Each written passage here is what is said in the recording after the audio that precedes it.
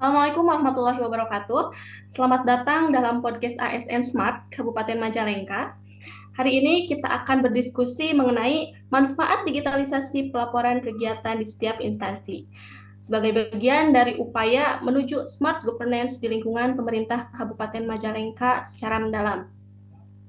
Saya Rani Sandora, NDH 28, yang akan memandu diskusi kita kali ini. Baik, telah hadir bersama saya 4 narasumber biasa dari lintas instansi, yaitu ada Ibu Ade Nabila, NDH 01 dari UPTD Puskesmas Cingambul.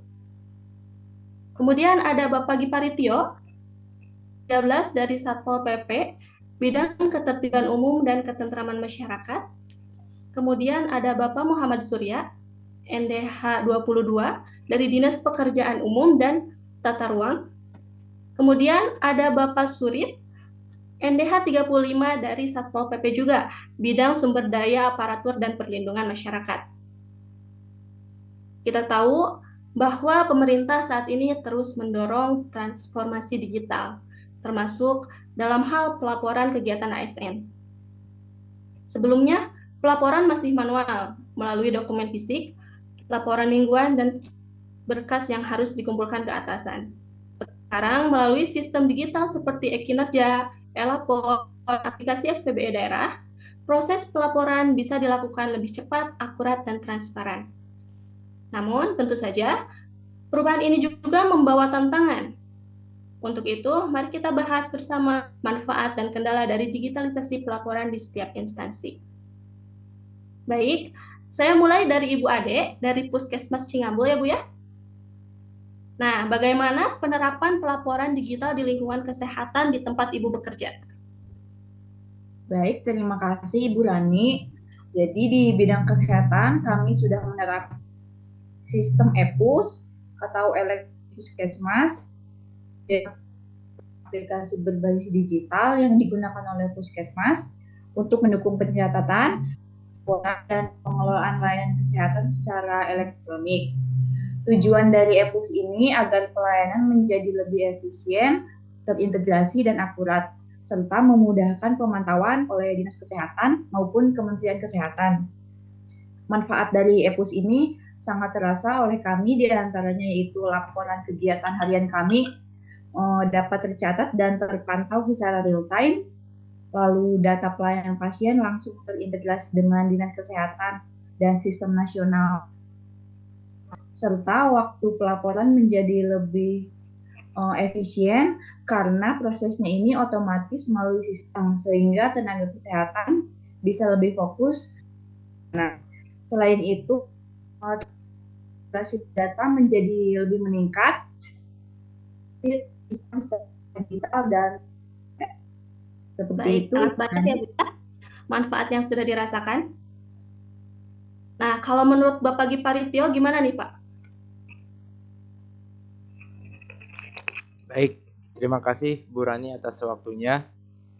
Kalau di kami sendiri Bu di Satpol PP, kita sudah melakukan sistem pelaporan kegiatan patroli maupun pelaporan penanganan Perda atau Perkada melalui WA grup internal Ibu.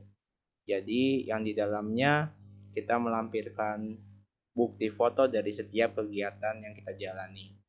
Dari sistem ini, kami di Satpol PP mendapatkan manfaatnya, Bu. Seperti pelaporan yang langsung diketahui oleh pimpinan. Kemudian konfirmasi antar bidangnya itu lebih cepat karena di dalam WA grup internal itu termasuk di dalamnya berbagai bidang yang ada di Satpol PP ya Bu, seperti SDA Linmas, kemudian Tibum Tranmas, kemudian ada penegakan peraturan perundang-undangan daerah.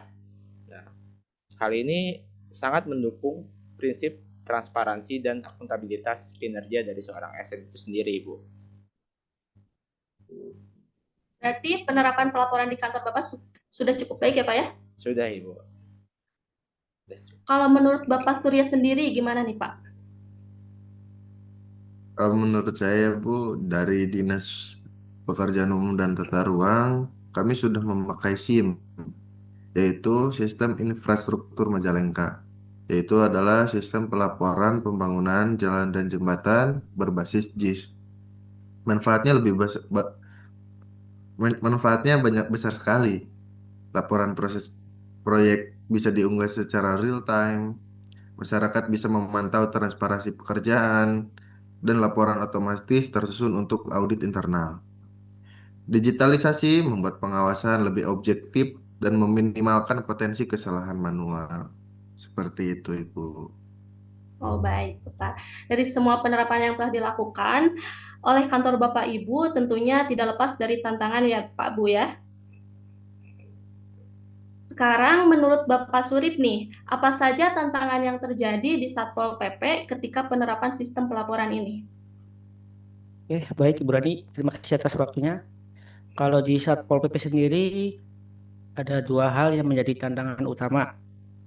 Yang pertama itu masih kurangnya literasi digital di kota, dan yang kedua itu kurangnya ketersediaan jaringan internet di wilayah pelosok. Beberapa anggota Satpol PP yang ditempatkan di kecamatan sering mengalami kendala dalam mengakses sistem.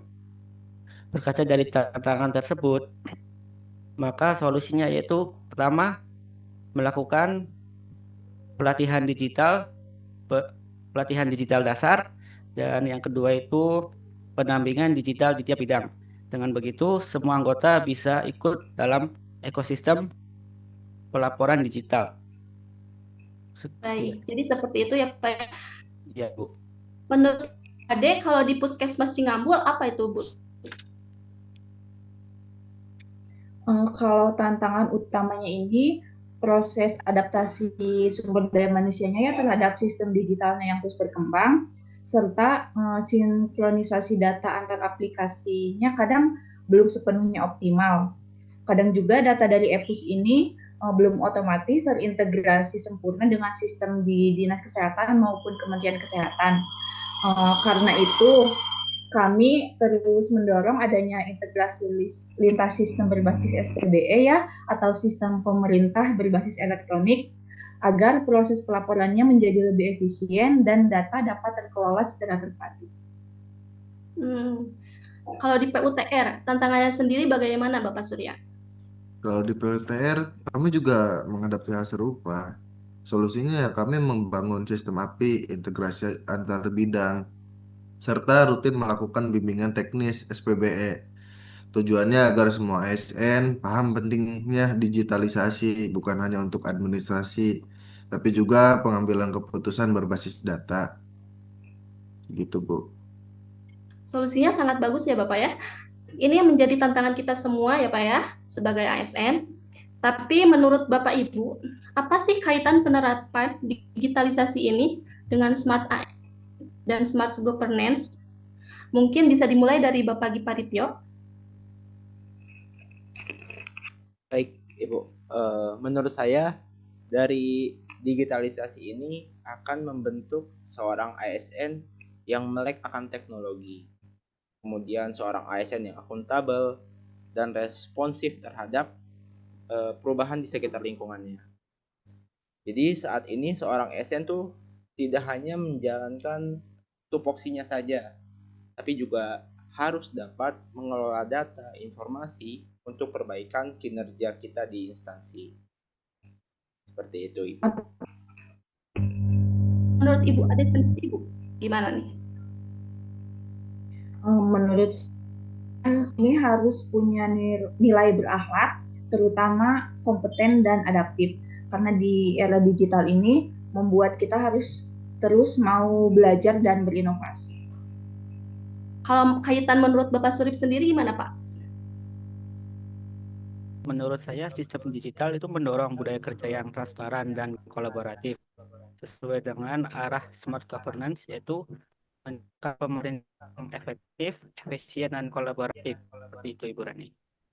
Baik, untuk diskusi kali ini sepertinya dicukupkan ya Bapak Ibu ya.